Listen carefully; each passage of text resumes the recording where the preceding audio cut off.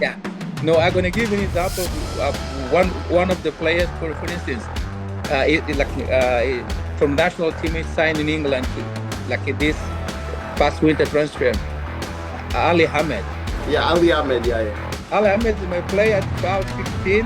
I put him in a team in Portugal. He was that good that team he signs him. Yeah. I did have the documentation. So if you ask Ali, he's gonna tell you the story. What's the problem? But he don't have the talent. He don't have a good coaching. How are you gonna learn? Yeah. Hi, everybody. Welcome back to FK Talks. Today we have a very special guest again, Armandinho. Armandinho, welcome to the podcast. And I'm just going to have you introduce yourself to all of my guests. Tell us a little bit about you, who you are, and what you do. Well, I'm originally in this country or in Canada in soccer, so anybody know name of Armandinho. Say that Armandinho, I'm like encyclopedia of Canadian youth football. Mm-hmm. But they know who I am, just to talk whatever we can discuss about football back in Canada and globally. Mm-hmm. And what do you do, like, exactly in Canada for players? Well, this is global. I'm OG, like I said again, of youth football. I started my coaching in Canada, I think in 2000 at the regional level. Mm-hmm. 3 months later, I was with the provincial team, and 6 months I was helping on a national program. So it's totally different than what I see now and what it was then, you know. So it's a very big difference. What are the big differences you're seeing in players, like from now and then? Is it like, by example, their ability on the ball, the off the field, or like their effort levels? What are the differences that you see? Well, the first thing I'm going to tell you is going to sound funny, but that's the reality. Today, in every place, when I'm back in Toronto, in Canada, I see academic pop from right, left. The first thing I'm going to tell you, uh, we don't see that in other, like in real football countries. Mm-hmm. We don't see that in real football countries because most of the people having academies or the coaching in the new generation, none of them they play at the highest level. Mm-hmm. That's number one. Number two, what's the purpose of all these academies popping up right and left? In Canada today, see if in the OG regional program or provincial program, we have the best player, we have the best coach, we have the best league. The OSL. I don't know if you're familiar Yeah, with. yeah, yeah. I know the league. Yeah, with the OSL, when that is soccer league at the time, and we have the like regions. You know, Uh-huh. the people they're competing at the first region. After they go from the first region, they go to the provincial team or to go to the multi-team to be able to make the provincial team. Just Mm-hmm. for your information, the first 10 million pounds player, it came from the regional team, Mm-hmm. multi-team. I don't know who you know the name. From OSL? Yes, What was his from name? I'm asking you. So all those people today, they're talking about football in Canada. They have a clue. Mm-hmm. Of generation of coaches, the new generation of academies. They think having a good Instagram, a good picture, Uh-huh. a good website. That's what makes a player. You No, no, know, I yeah, yeah. So I saw in what I don't want to tell you the name, because I don't want to talk about yeah, yeah, yeah, yeah, yeah. now because I don't want Reveal, yeah, no. yeah, I don't want to. Just I'm telling you, today football in Canada, youth football, is that have nothing to do with the real youth football we have maybe 10 years ago, Mm-hmm. 20 years ago. If you see all the best players today at the national team, most of them, I don't want to say all of them, maybe 85%, they came from the OG provincial team, Mm-hmm. female and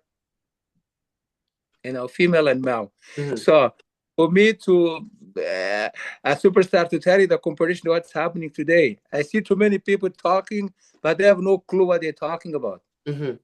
Yeah, they have no clue what they're coaching. Mm-hmm. Do you understand? I'm Yeah, here I with understand. yeah. So I'm here with the Braga T-shirt because they coach and they take players to Braga and Benfica, all those big names at Benfica together at Real Madrid or Manchester City.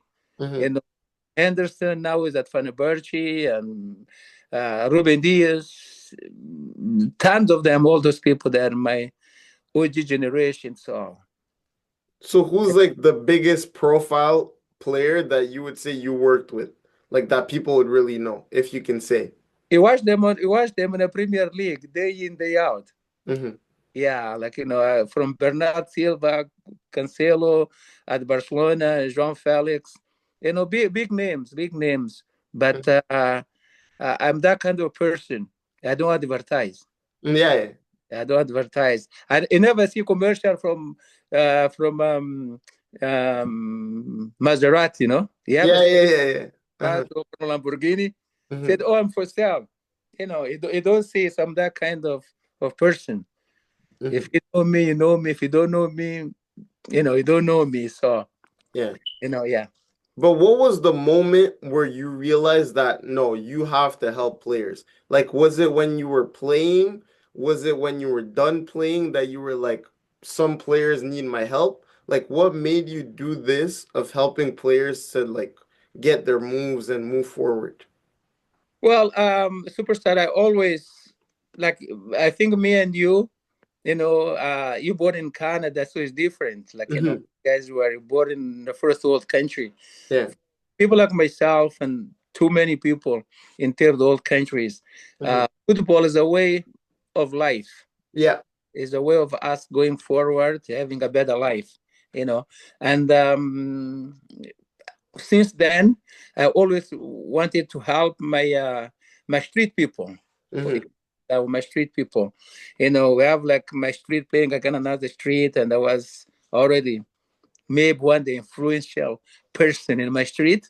You know, so my passion of coaching is starting from there, trying to help people from my neighborhood, and it becomes something I did with the big clubs like Benfica, Cruzeiro, all that thing. So I like to help young players because it's a dream. Hmm. A dream for them. Everybody want to be where I come from, where your parents come from. You Yeah. know, our dream is to become professionals so we can Mhm. have a better life. But then when you became a professional, right? You Yes. stopped playing. Yeah. Was it when you stopped playing that directly you took it into like you wanted to go into coaching directly when you stopped I playing? mean, when I was playing already, I was coaching. I was Hmm. coaching. I was always participating like in the youth like younger players training, because back then, unlike now everybody have a diploma to coach. Everybody are doctors. And my generation know where I came from. You have it or you don't have it. Yeah. I saw one of my ex-play actually in one of the broadcasts, Osorio. And Osoria, yeah. yeah, Osorio. So ask Osorio who I am. Ask all those people in the national team or TFC who is Hmm. Armani, they're gonna tell you. Yeah. Osorio said something I used to tell him back then because he came from region two. You know, talented, or you have talent or you don't. Hmm.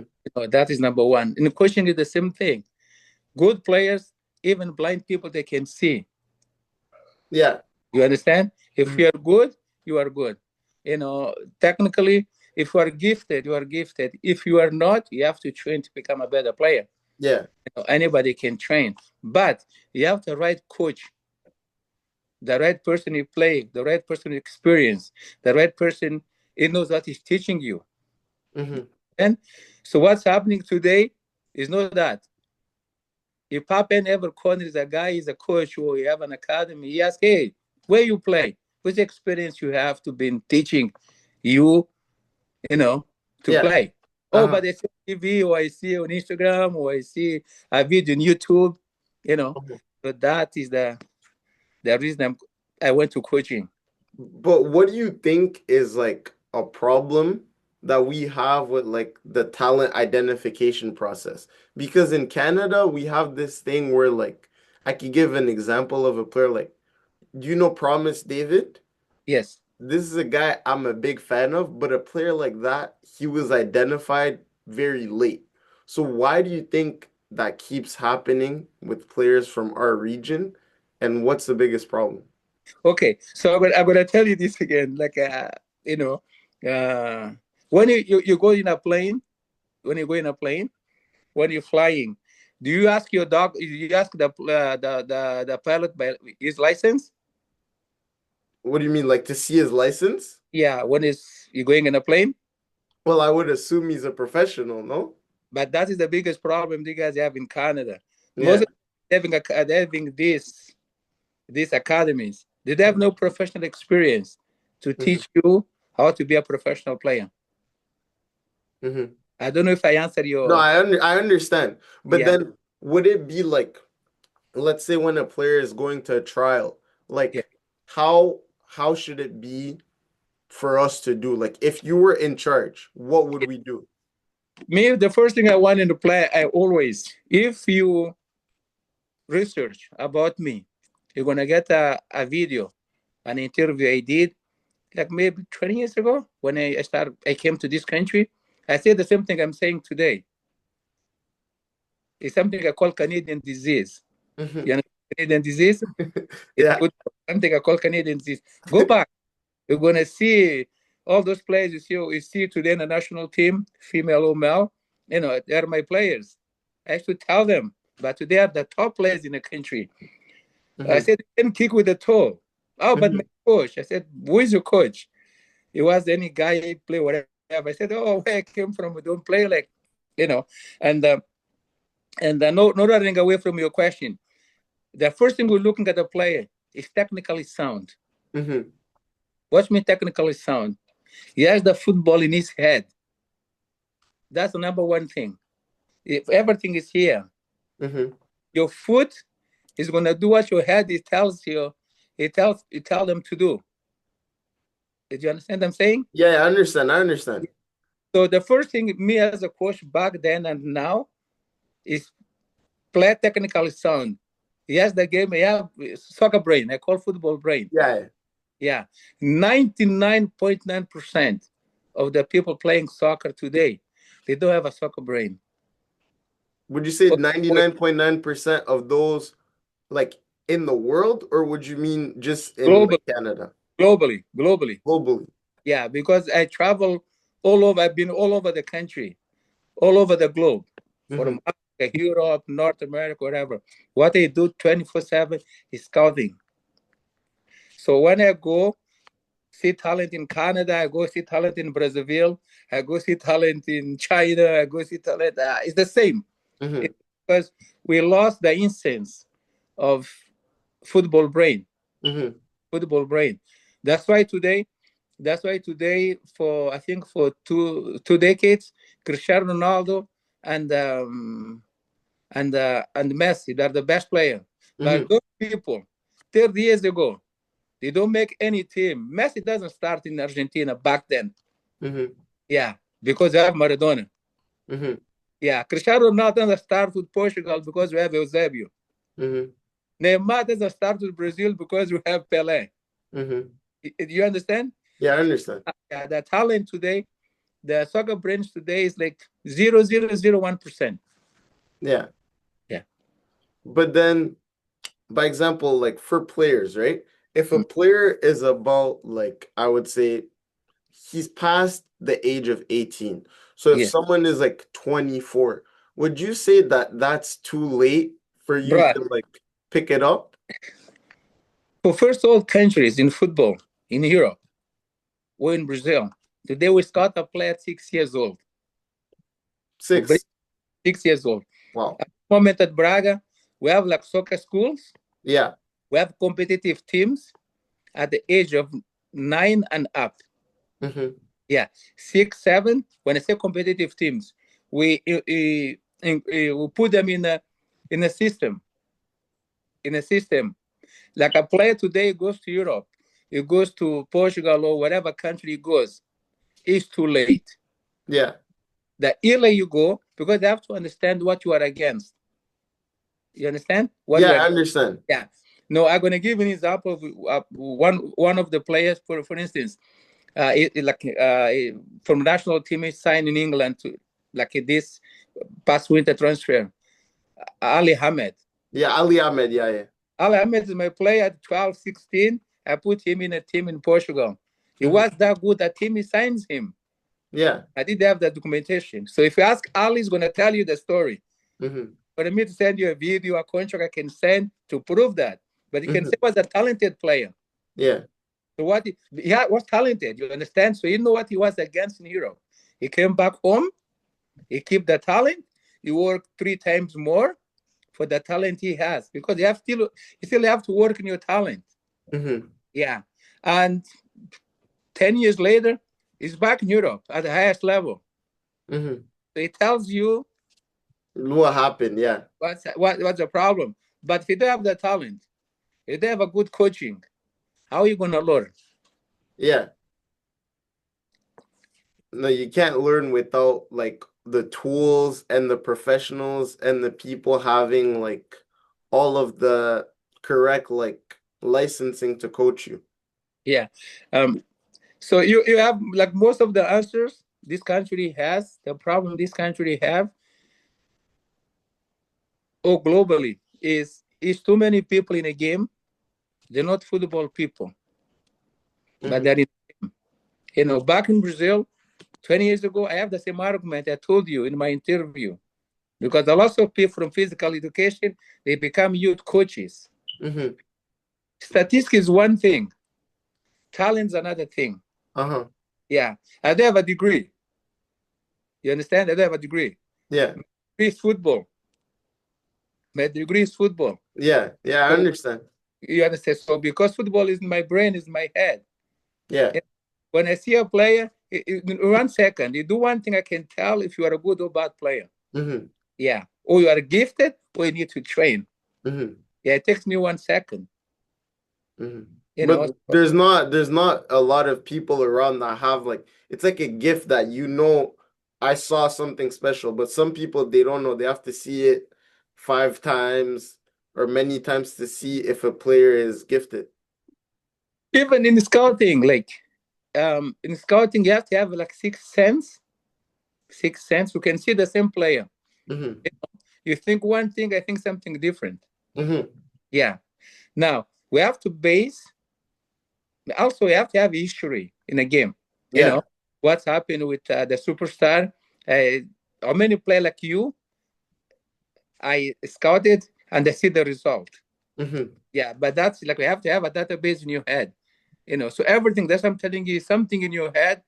You have to everything is in your head. You have to have that that gift. That gift to put everything in a second to Hmm. say it's a good or a bad player. You Yeah.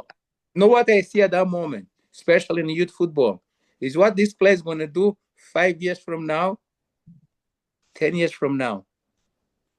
I can go back to Canadian team. These players used to go for the regional program. I'm going to talk about the past, not Yeah. generation of technology. In my generation was no technology. Yeah. I can tell you the biggest team in Ontario at the time: Woodbridge, Yeah. Dixie, Brampton Youth, Aaron Mills, Mississauga, Wexford. And it was a team Wexford, in I think in the east of the Yeah, city. I've heard of that team. Yes. So if you go watch a game, you know, myself and the staff back then, we used to Hmm. go watch a lot of different games, you know, and we can see the same game, we see different players. Hmm. And when you put the list together, maybe we agree in one or two players in that game, Yeah. you know, and those players, they come to the regional program, the provincial program, most of them, most of them, they make the team. It was the second line players, Hmm. the more intelligent, the skinny ones, because those are they're going to grow, they're going to pick up, you know, they are making the next level. So that's what's happening now. Hmm. But Yeah. what do you see by example in like the league system in Canada compared to like a Portugal? Like, what do you see? Because in Canada, we don't have any like promotion relegation. So do you think that's like a big problem? Promotion relegation? Like I said again, I'm OG. I'm Yeah.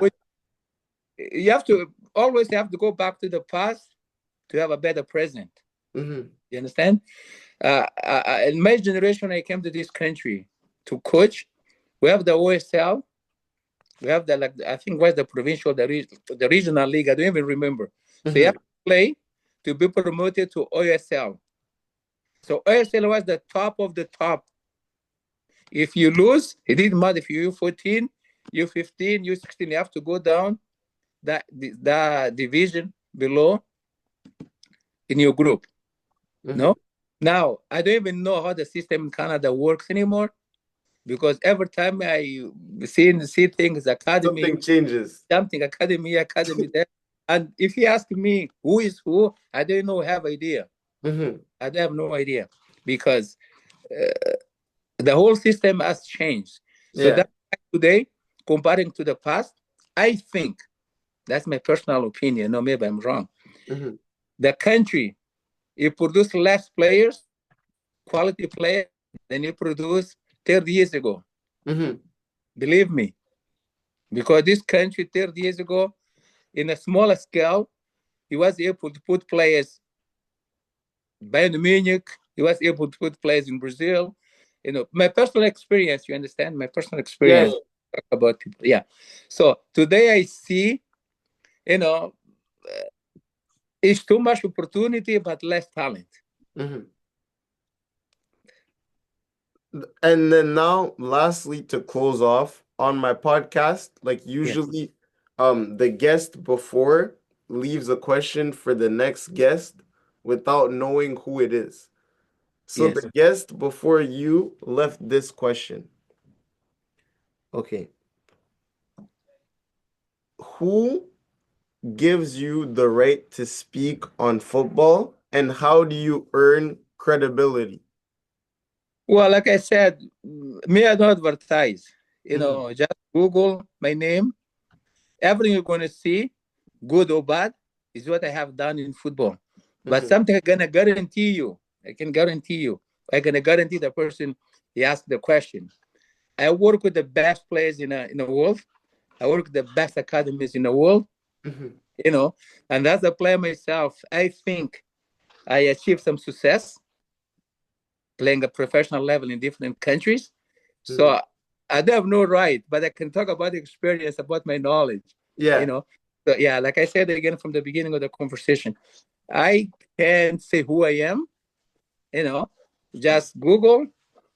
You're gonna find all the information there. If you are happy with what you see, great. If you're not happy, I don't know how to tell you, superstar. Yeah, yeah. But I'm saying by example, the question is like broader. By example, if I take like me as an example, right? I'm only about 16 years old playing at the kids level. So Yeah. if I want to talk about the game, what tells other people or you that you can trust what I'm saying? Like, how do you know that you can trust what I'm telling you? First of all, the trust it comes through what you have done in your life. If Mm-hmm. you are a player, the first thing people they're gonna ask you where you play. Yeah. Number what experience you have at this level. Mm-hmm. Two. Number three is what you have achieved. Yeah, you understand? Yeah. Yeah, like I understand your question as a player at 16, but you have not done anything at 16. Yeah. Yeah, like that's what I'm telling you. Those academies popping up all over the place. Oh, those Mm-hmm. small videos putting the people they're putting on Instagram about coaching. It have nothing to do with football. Mm-hmm.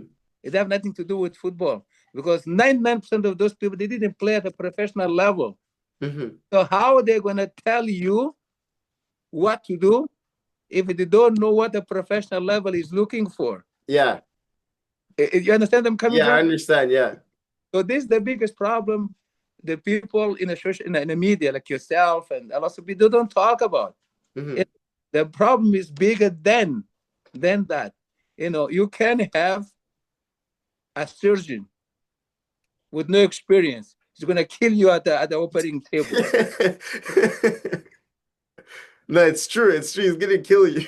But exactly what's happening. That is true. Yeah, that like honestly, superstar. I don't care what people they say of me, but what I have done in football, it talks itself. Mm-hmm. You know, like I said, I'm OG. I'm OG. So if you go back, it'll always go back to history to Mm-hmm. talk about the future. So the people today, they don't know history. Yeah. Yeah. So I don't know what to say, but I would like to help you. And for like I said again, like we talked before before our conversation, Mm-hmm. you have to understand what you are against. So most players like yourself, you want to go play with Bayern Munich, you want to go play in Europe, you are 25% behind because those people they're growing in a culture, and you have to catch up. Mm-hmm. You have to do something to be able to have the right to say, my name is superstar. This is Mm-hmm. what I do. This is what I have achieved. If you tell me, for instance, all experience you have about interviewing people, I can tell because I did billions of interviews. You know what you're talking about. Yeah. Why? It's because I tried, I practiced, and I tested, and you can see my stuff that I've done this before. So you have the answer of the question you Yeah, asked me. yeah. Do you understand? Yeah. Yeah. So I All right. always, yeah, always here to help what people they want, what people they need. And Mm-hmm. way forward for professional football, I'm here, not a problem. I always have my door open. Anybody, anybody. Okay. All right. Thank you. Thank you very much for coming on, Armandinho. Very good podcast. It was short, but very good. Thank you. No, no problem. We can have the second part sometime Yeah, soon. we'll have another Yeah, part soon. March break or something like that. Yeah. I'll be holding a camp in March break, so you Okay. get other people from Canada, participating by at the stadium. Mm-hmm. They can tell you the experience. Yeah, Then, okay. All okay. right. Thank you. Much. Have a good day. You too. Thank you. Bye.